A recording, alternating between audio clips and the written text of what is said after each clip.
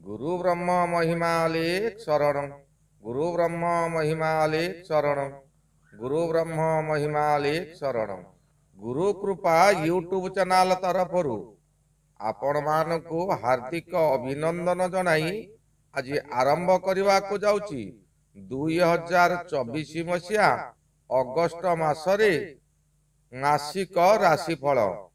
एही राशिफल आरंभ करने पूर्वर आपण मानकु मोर अनुरोध जेउ माने प्रथम करी आमर एही चैनल को आसिछंती बा आमर एही वीडियो देखुछंती सर्वप्रथमे सब्सक्राइब करंतु ओ बेल आइकन को दबाई दियंतु जहा द्वारा कि आमर जेउ समय रे वीडियो अपलोड हेबो सर्वप्रथमे आपण मानक पाखरे पहुंची पारिबो। आमर एही चैनल रे दिया जाउतिबा राशिफल प्रायतः शतकड़ा 90 भाग सफल हेउची। आपण मानकु मोर अनुरोध आपण माने आपणकर सांग साथी मानकु शेयर करंतु अधिकरु अधिक देखंतु और निजर भविष्यत निजे जानंतु।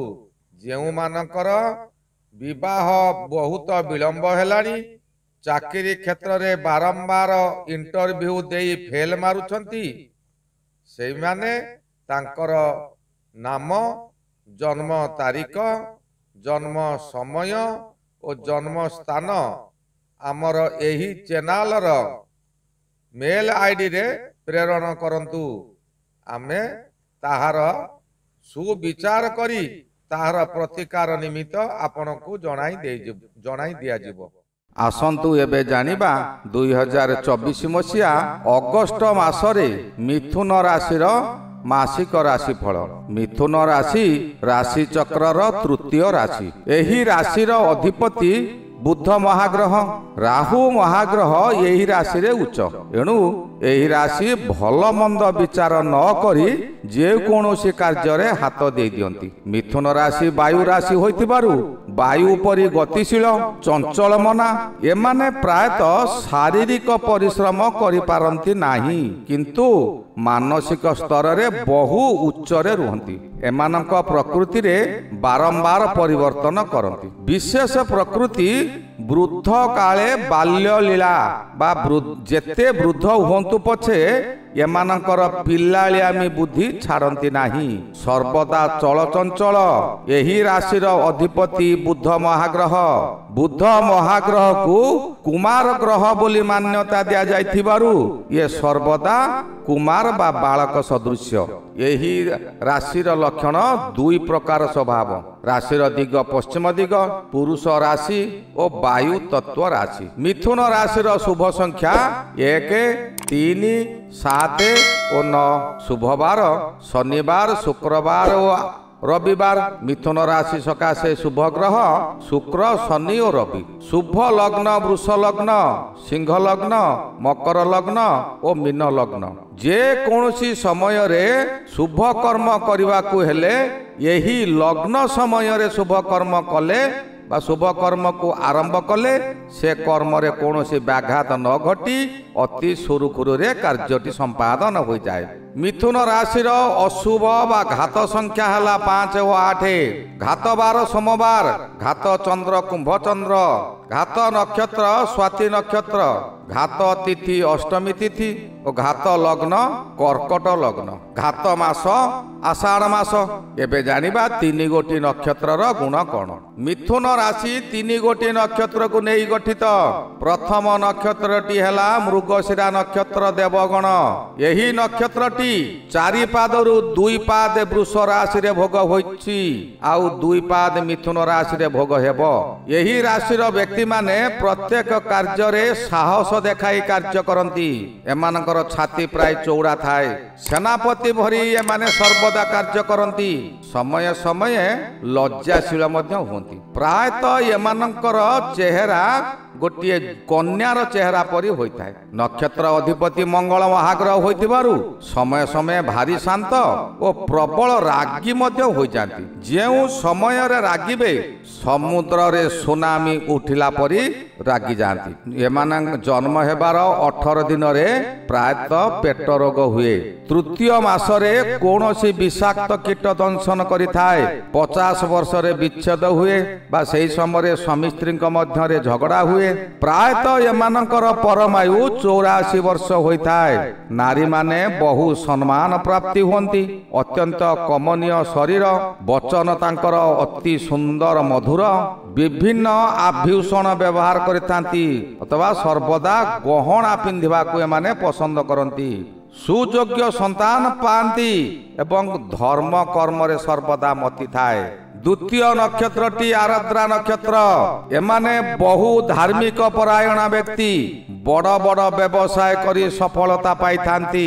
ଦୀର୍ଘାୟୁ ହୁଅନ୍ତି ଓ ଅନ୍ୟର ଖୁସିକୁ ଏମାନେ ସହିପାରନ୍ତି ନାହିଁ। ଯଦି ପାଖ ଲୋକ କିଛି ଉପରକୁ ଗଲା ଏମାନେ ତାର ଗୋଡ଼କୁ ଟାଣିବାକୁ ଚେଷ୍ଟା କରନ୍ତି। ଏହି ନକ୍ଷତ୍ର ରାହୁଙ୍କର ଜନ୍ମ ନକ୍ଷତ୍ର ହୋଇଥିବାରୁ ଓ ରାହୁ ମିଥୁନ ରାଶିରେ ଉଚ୍ଚ ଗ୍ରହ ହୋଇଥିବାରୁ ଅଧିକ ପ୍ରଭାବ ରାହୁଙ୍କର ରହେ। ଜୀବନ ସାରା ସ୍ୱାମୀ ସ୍ତ୍ରୀ ମଧ୍ୟରେ ବାଦ ବିବାଦ ଲାଗି ରହେ। କାହାରି ବିଚ୍ଛେଦ ମଧ୍ୟ ହୋଇଯାଏ କିମ୍ବା କାହାରି ମୃତ୍ୟୁ ହୋଇଯାଏ। ଏହି ରାଶି ଜନ୍ମ ହେବାର 5 ବର୍ଷ ପରେ ଦୁର୍ଘଟଣା ଘଟିଥାଏ, ଯାହାକି ମୃତ୍ୟୁବତ ପୀଡ଼ା ଭୋଗିଥାନ୍ତି। 16 ବର୍ଷରେ ଅଗ୍ନିରେ ଆଘାତ ପ୍ରାପ୍ତ ହୁଅନ୍ତି। 24 ବର୍ଷରେ ବିଷଧର କୀଟ କିମ୍ବା ସର୍ପ ଭୟ ହୋଇଥାଏ। 42 ବର୍ଷରେ କୁକୁର, ବିଲୁଆ, ଷଣ୍ଢ ଏହିପରି ଚତୁଷ୍ପଦ ପ୍ରାଣୀଙ୍କର ଆଘାତ ପାଇଥାନ୍ତି। 62 ବର୍ଷରେ ମାର୍କ ଥାଏ। ନାରୀମାନେ ମନ୍ଦ ଚରିତ୍ରା ହୋଇଥାନ୍ତି। ସ୍ତ୍ରୀ ସମାଜ ସହ କୁସମ୍ପର୍କ ରହେ। ନିଜେ ରାହୁ ପରି ବଳବାନ ହୋଇଥାନ୍ତି, କାହାକୁ ମାନନ୍ତି ନାହିଁ। ଏମାନଙ୍କର ଭାଷା ସବୁବେଳେ କଟୁ ଭାଷା। ଏ ପିତୃକୂଳକୁ ନିନ୍ଦା ଓ ଶାଶୁଘର କୂଳକୁ ମଧ୍ୟ ନିନ୍ଦା।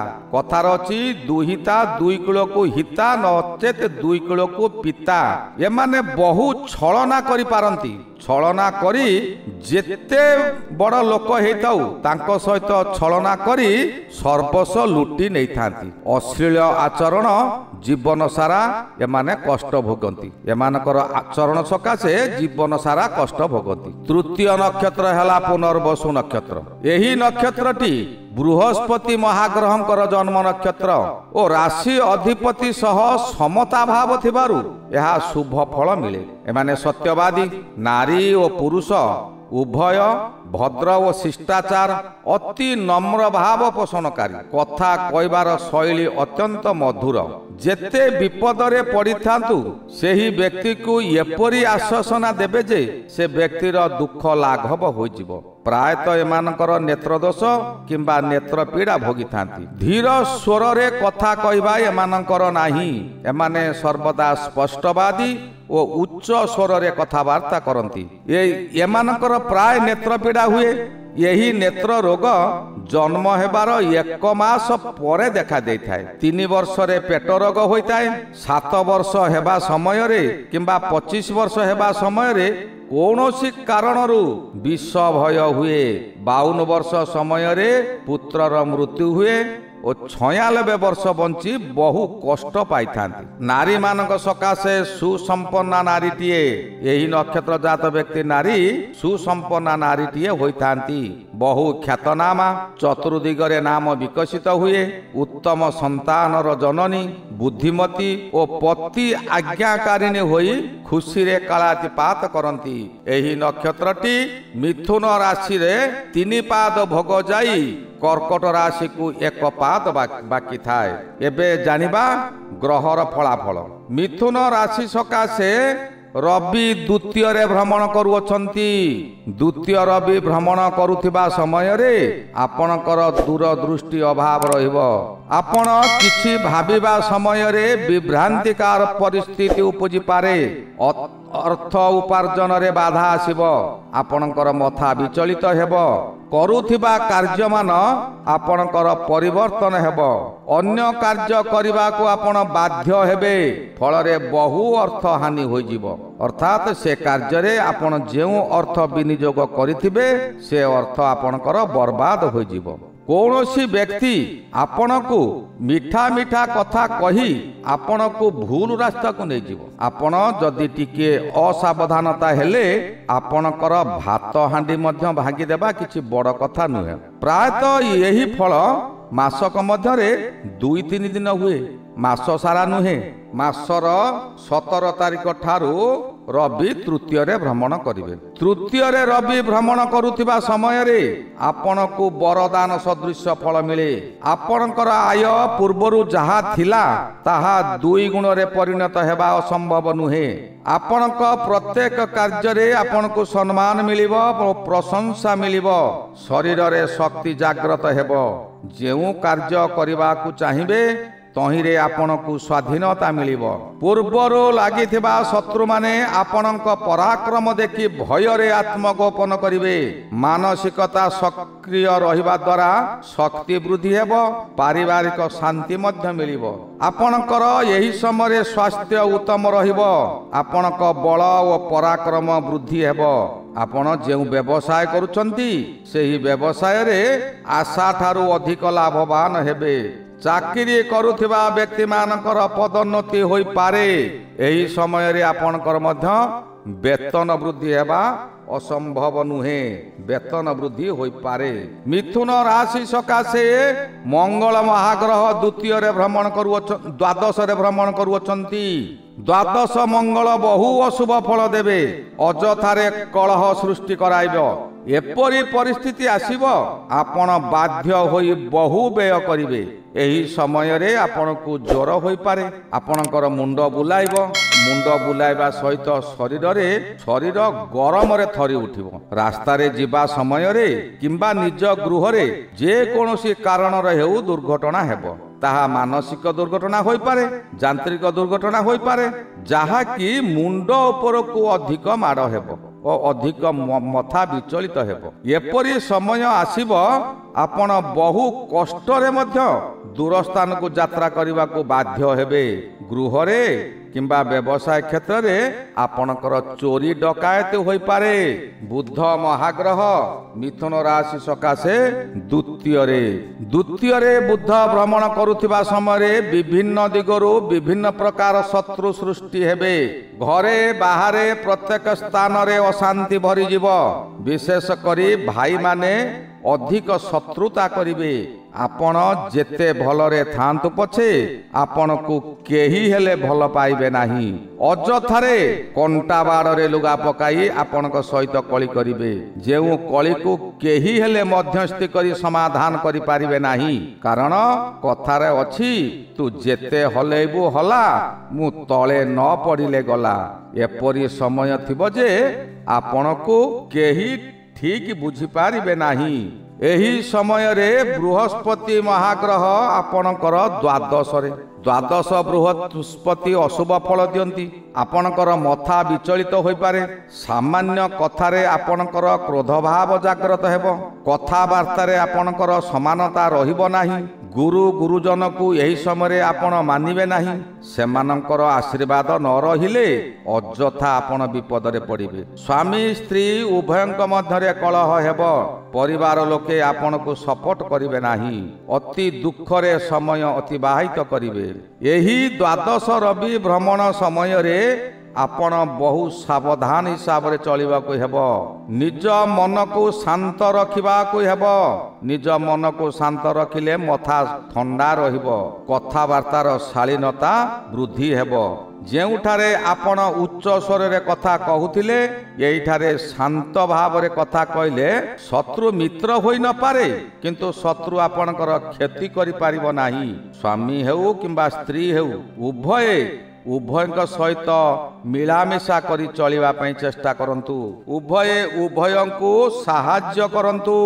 ଏହାଦ୍ୱାରା ଆପଣଙ୍କର ବହୁ ଉନ୍ନତି ହେବ।